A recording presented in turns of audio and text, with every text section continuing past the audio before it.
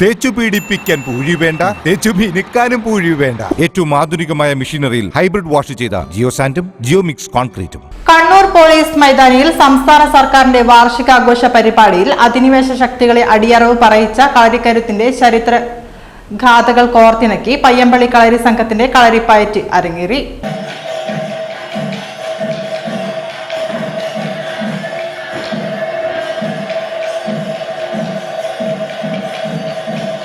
അയ്യായിരം വർഷം പഴക്കമുള്ള ആയോധന കലയുടെ തനിമ ഒട്ടും കുറയാതെ പി ദിനേശൻ ഗുരുക്കളുടെ നേതൃത്വത്തിൽ 18 അഭ്യാസികൾ വേദിയിൽ അംഗം കുറിച്ചു.